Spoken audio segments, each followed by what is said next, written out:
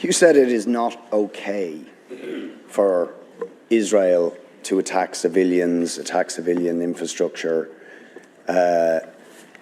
to threaten to starve the people of Gaza. It most certainly isn't okay. It's a war crime. The Israeli government have brazenly, publicly and openly declared their intention to commit a war crime and have commenced that war crime against the people of Gaza, saying that they intend to starve of food, electricity, water, 2.2 million people. That is a war crime under the 4th Geneva Convention. They are raining down thousands of the most sophisticated missiles known to humanity onto the most densely populated area in the world, carrying the certainty that almost every missile will incur civilian casualties, will and are destroying the infrastructure, the water infrastructure, the energy, making Gaza uninhabitable.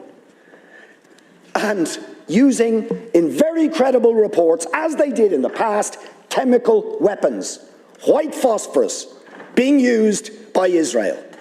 And you try to suggest there is some symmetry, some equivalence between the actions of Hamas and what Israel has been doing to the Palestinians for decades.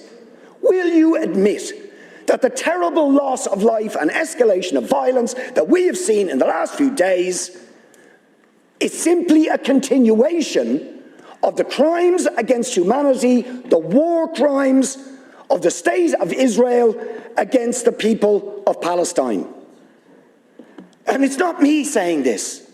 You have, or you should have read, the reports of Amnesty International, which we asked you to read and act on Human Rights Watch, on the UN Special Rapporteur to Palestine, on the UN Human Rights Council, on the issue of Palestine.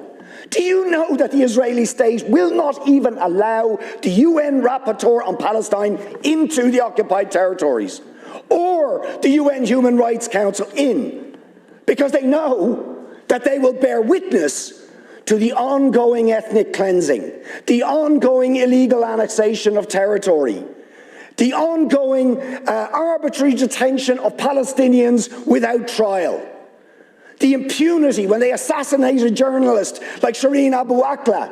No justice, no sanctions. What do we actually get? The head of the most powerful state in the world, while Israel is threatening to commit war crimes against Israel, says we're going to give them more weapons and arms. We support them absolutely.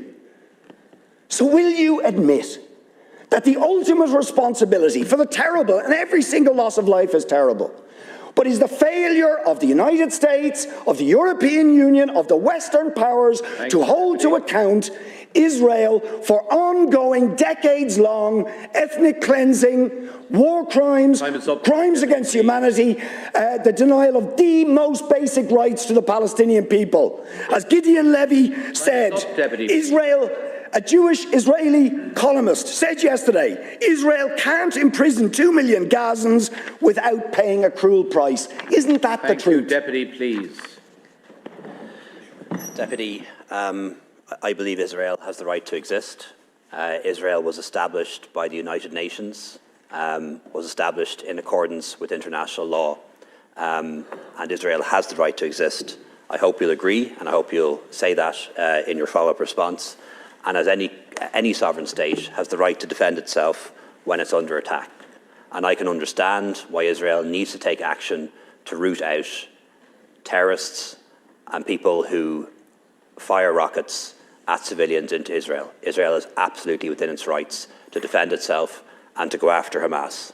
That does not extend to cutting off electricity to civilian populations. It does not extend to cutting off water. It does not extend to preventing food from entering the Gaza Strip. And we're very clear on that in terms of the position of the Irish government. Basic principles of human rights must apply, and they apply to Israel too. But Deputy, I am, and I know your support for Palestine is sincere, but I am a little bit disappointed that you haven't said anything about Hamas or Hezbollah or any of their actions in your remarks.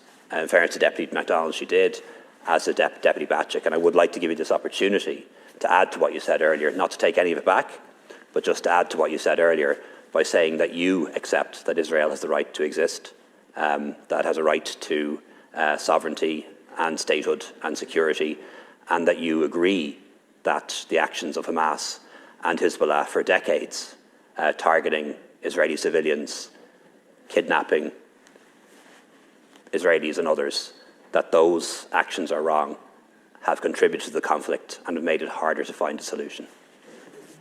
Barrett.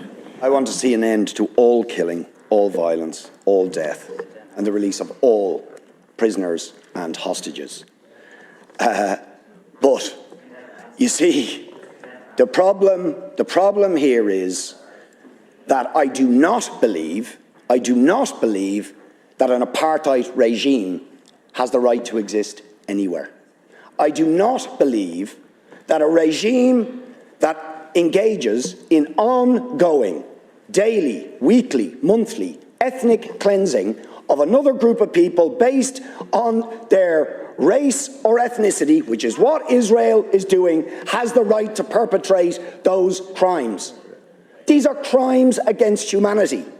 This is a regime for decades has denied UN resolutions calling for the right of Palestinians, millions of them, ethnically cleansed since 1948, living in refugee camps in Lebanon, Syria, Jordan, cast to the winds of the world, denied statehood, denied identity, denied history, and they have the right to return, but Israel shoots them down if they try and assert that right, as happened in the Great March of Return. Let's remember that. Peaceful demonstrations in 2018 by the people of Gaza, attempting to assert their right to return, shot down.